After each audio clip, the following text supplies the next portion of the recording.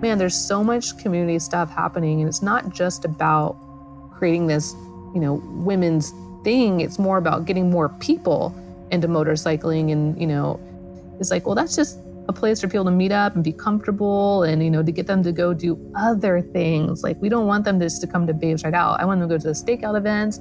I want them to go to Mama Tried, and I want them to go to, motorcycle shows too. Like, we are looking to normalize it as much as possible.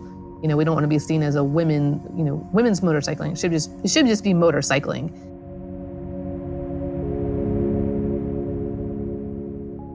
My name is Ashmore Ellis, and I'm co-founder of Babes Ride Out.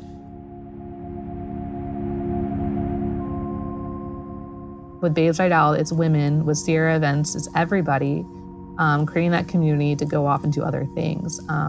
We want to keep people on bikes long term, and we find by doing these events, it not only gives people something to look forward to, but it really does keep them on the bike, because once you go camping once and you meet your buds, you're going to go camping again later that year or even a few weeks later. So we still do that. Like, we like to go to these events, but we like to have our smaller stuff we do too on the side. So anything that keeps us on the bike or keeps other people on bikes, we're fully supportive of.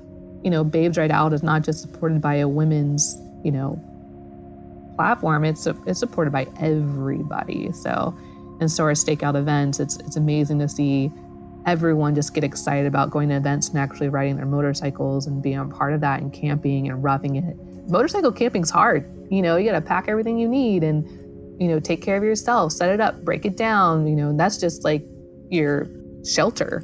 Yeah, it takes a special kind of person to think that's a good time, sleeping in the dirt, getting an awful night of sleep, riding all day, it's not easy. So anyone that comes to these events, that are camp outs or ride, I have a lot of respect for them, because it's not easy, but it's so much fun.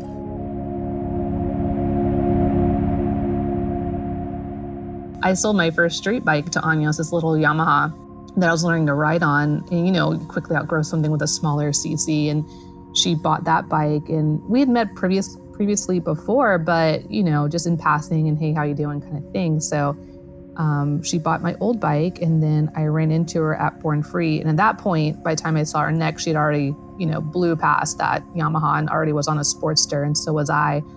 And we decided to go on just a girls' weekend, just hang out. Let's go ride our motorcycles and camp in the desert, no big deal. And through a text message chain, we decided to open it up to other people, other ladies, if they wanted to join. And that's what happened. We put on social media, on our personal pages, and we weren't sure what to expect, and nor did we care. Like, people show up, cool. If not, that's fine too. Meet at this Starbucks in the middle of Temecula, and we'll go from there.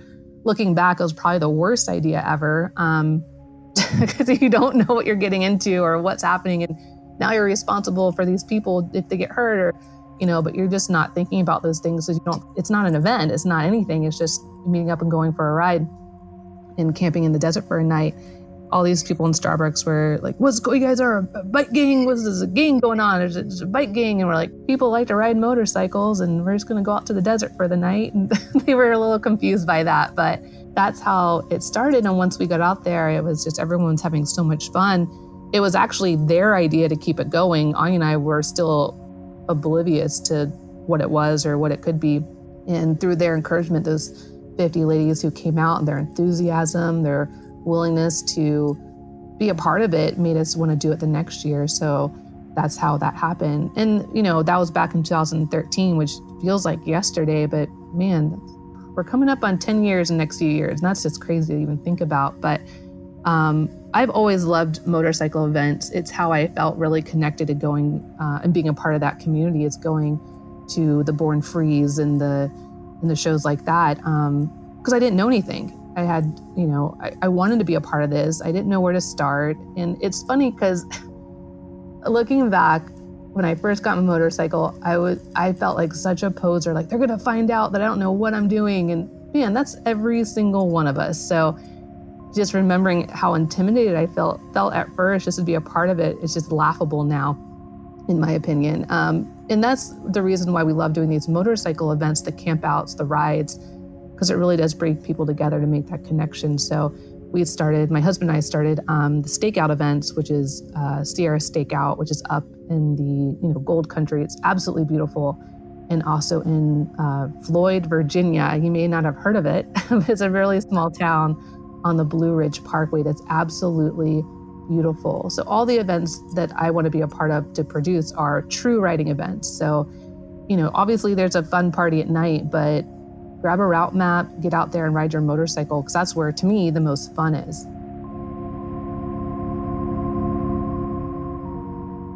Well, it's hard. It's kind of hard to put in words how riding truly makes you feel. It's such a personal thing for me. I originally got into riding as a completely selfish thing. I did it for myself. I was in my mid-20s, and I was like, what can I do to define this moment? And gosh, I was so broke. I can't even tell you how broke. Actually, I will tell you how broke I am. Let's be honest here. I was right under $30,000 a year, with a degree, living in California, living on basically beans and ramen. And somehow I saved up $300 to take the MSF class. And that's what I wanted to do. That was important to me. I wanted to do this one thing for myself. And I did it. I went by myself, took the class. I probably learned about 10% of the stuff I really needed to know. It's so fast, those classes are. But and the main emphasis they tell you is you've got to practice on your own. And so that's what I did. And that was my selfish time to myself, was on this old beat up Yamaha, learning the bike on my own in a parking lot, being terrified of every hill I saw because I was going to stall out. I was going to dump it in front of the coffee shop. I was going to, run out of gas, all the things, right? And all the things we go through, but you survive it, you get through it. And again, for me, it was just my private alone time. It was all about me. And I don't get that too often, especially now as a mom. There's always some kind of noise, right? Whether it be the TV on, or I have 5 different email accounts. There's a Twitter message here, and then an Instagram message here, and then Facebook, and that's all fine and well. But man, to tune that out and not have any noise whatsoever is the best. I just want silence and then be about me. And that's what motorcycling gives me. And I know that sounds really selfish when I say it out loud, but I think we all need that as humans. So for me, it's just a moment of clarity, calmness, and in the moment, which we don't get daily. It's just so easy too. Just open up my garage and throw on my jacket and just go out there. You don't have to plan a ride to have a good time. It's just that moment in time where I'm completely left alone, and it's all about myself at the moment. It's my sanity at times, a rough day, tragedy, anything that's weighing you down, especially down during these times. I cannot wait to get back on my bike, but just anything that has been bothering you, once you're on your bike, nothing matters. Nothing matters but you in that moment. And I can't name another thing I enjoy doing that allows me to feel that way.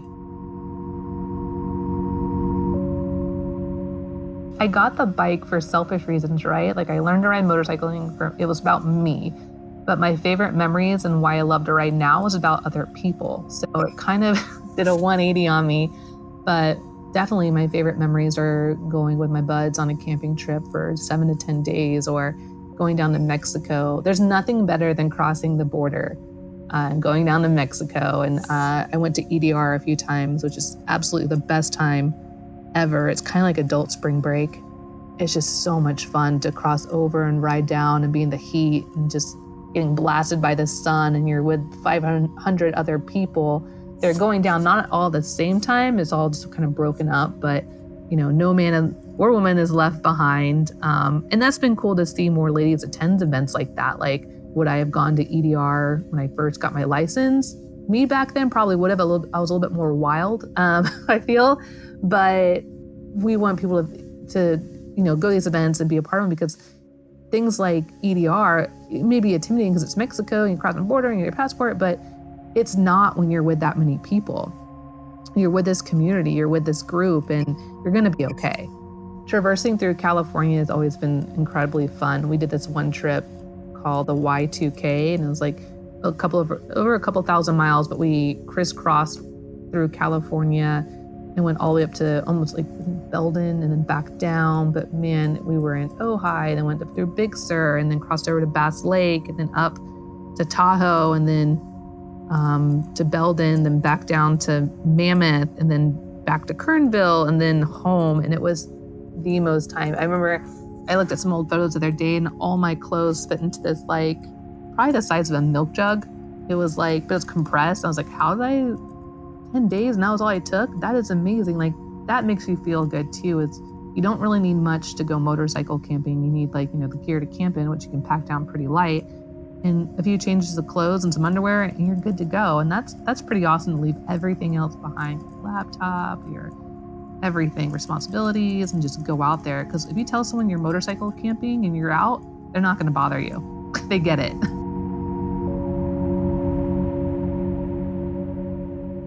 So it's kind of like, I think it all started when I was 12 years old. My parents are going through a pretty nasty divorce, and I thought, I need to get out of here. But I'm 12. Like, well, what do? I just want to be away from everything and everyone.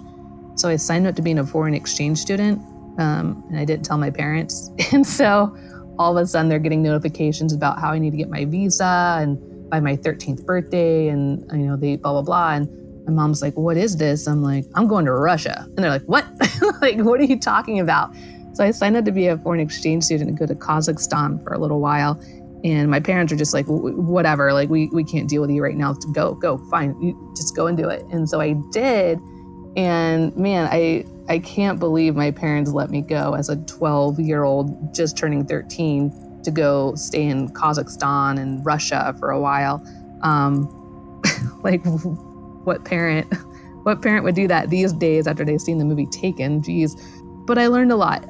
Like, it was a very big culture shock for me to see the world differently and be independent. And I wanted to travel more. And I wanted to, at that moment, I think that's where it really clicked, that I wanted to go into cultural anthropology for school. So I got my degree in cultural anthropology, which is a study of people, which is great. You really learn about, linguistics and everything about people to really understand, like, who we are and why we are. And it's fascinating. I remember one year, we're in the Catskills, we have 500 ladies all camped out. They've already begun cracking some beers. And all of a sudden I get this call, and it's the food truck. The food truck had hit a deer, which is super sad. But it blew up their transmission. And this has happened multiple times. I think that out of the, 20 plus events we've done, at least 3 times a food truck has either blown up or hit something or whatever. And here we are, like, no food. What do we do? And then we end up asking around town, and like, well, the fire department's used to coming out and cooking big meals or blah, blah, blah. But here comes the fire department, or these 2 old guys who work for the VA club. I can't remember how they were associated with the fire. Anyway, it doesn't matter. They came out, these 2 old men, and made burgers for everybody, like 500 ladies, and they were feeding them hamburgers. And the next night they came out and they made nachos. Like, they were so excited to help.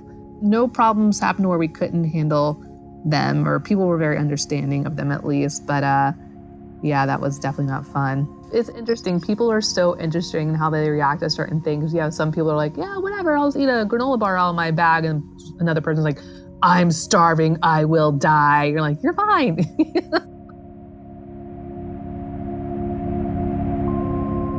Talking to anyone out there that is younger who may think about getting on 2 wheels, start with a dirt bike. I wish I had. You learn so much about the bike, terrain. Your skill sets will be incredible once you transition to street. But if you're thinking about 2 wheels, never been, maybe try a dirt bike. If you don't have that opportunity, take the safety class. It's not going to hurt you. The instructors are wonderful. I know Harley-Davidson has a wonderful riding academy that we're promoting through our channels on Babes Ride Out. And every single lady that's tried it has had such an amazing opportunity. You learn so much. And just see if it's for you. And it's okay if it's not. If you get out there and you try this thing and it's not for you, you're scared of it. And you should be a little scared. I mean, anyone who's ridden a motorcycle for the first time and wasn't scared, I'd be shocked. But it's okay if it's not for you. But I would definitely recommend taking that safety class and just, understanding the mechanics of the bike. Maybe even before that, go to a motorcycle show. See what's going on in your community. I know chopcult.com has a lot of information about things that are going on all over the United States and the world for that matter. And just go check out an event and don't feel intimidated. Like, we've all been the new person before. You don't need to know what you're talking about. You don't need to know what you're even looking at. Just immerse yourself, like be open to it, and just see if it's a community that you feel like you want to be a part of. I guarantee it will be. But yeah, I would say, just support these shows, try them out. Even Babes, if you want to drive, like you can, drive your car there and check it out. Will you be bored? Maybe, because we're going to be riding. Just check it out, meet some other like-minded people. But I definitely recommend, if you're gonna really do it, take that safety class and invest in good gear. Once you decide you're gonna be a rider and you're gonna go on the street, absolutely look into a good riding jacket, because like I said, like you wanna protect yourself as much as possible from all these variables, but it just gives you more confidence on the bike as well when you're geared up properly, like full face helmet. Take it seriously, know there's risk, and, day by day, and just practice your ass off once you get that MSF stamp. Yeah, it takes time. You're not gonna get out there and get on a Harley or any bike and just be a badass or ripper. I mean, you're gonna fail a lot. You're gonna tip over your bike. You're gonna embarrass yourself. And like anything in life, you gotta earn it. And you gotta respect the bike too. It doesn't care who you are or what you do. It's a machine, so treat it as such.